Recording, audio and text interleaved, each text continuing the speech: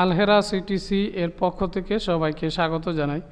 আজকের টিউটোরিয়ালে যে বিষয়টি নিয়ে আলোচনা করব, how to double space lines in MS Word 2007, কীভাবে এমএস ওয়ার্ডের লাইন স্পেস ডাবল করা যায় এবং সিঙ্গেল করা যায় এবং 1.5 করা যায়।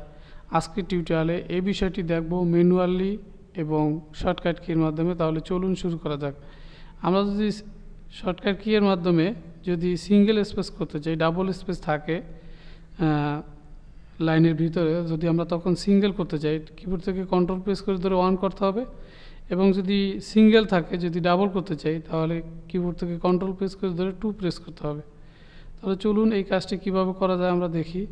এখানে আমি একটি টেক্সট ক্রিয়েট করেছি আপনাদের জন্য একটি পেজে। এখন এখান থেকে আমরা সিলেক্ট করব, সিলেক্ট করে এখন এটি আছে সিঙ্গেল স্পেস। আমরা যদি ডাবল স্পেস করতে চাই ম্যানুয়ালি করার জন্য এখান থেকে এই যে 2.0 এখানে প্রেস করলে দেখেন এখন ডাবল স্পেস হয়েছে। আর আমরা যদি এখন সিঙ্গেল করতে চাই ম্যানুয়ালি, এখান থেকে এই যে 1.0 এখানে ক্লিক করলে দেখেন সিঙ্গেল স্পেস হয়ে গেছে। তাছাড়া আমরা এখান থেকে আর ওই যে 3.0, তারপর এখান থেকে লাইন স্পেসিং এই অপশনে গিয়ে আমরা কমাতে পারবো, বাড়াতে পারবো। এখান থেকে আমরা 1.5 করতে পারবো এখান থেকে ম্যানুয়ালি।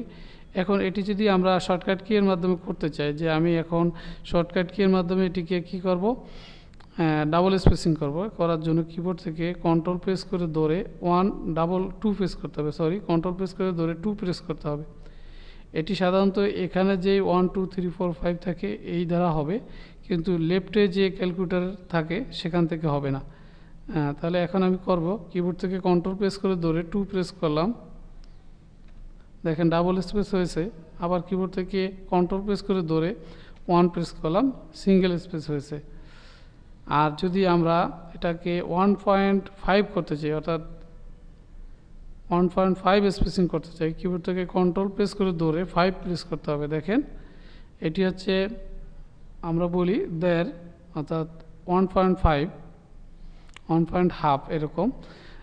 এটি আরও একটু আছে করার জন্য, সেটি হচ্ছে এটি সিলেক্ট থাকা অবস্থায় এখান থেকে এই যে ফন্ট স্টাইল, এখান থেকে মাউসের রাইট বাটন ক্লিক করার পরে মডিফাইতে ক্লিক করার পরে এই যে এখানে দেখেন সিঙ্গেল স্পেসিং, ডাবল স্পেসিং, তারপরে 1.5 স্পেসিং, তারপর ডাবল স্পেসিং।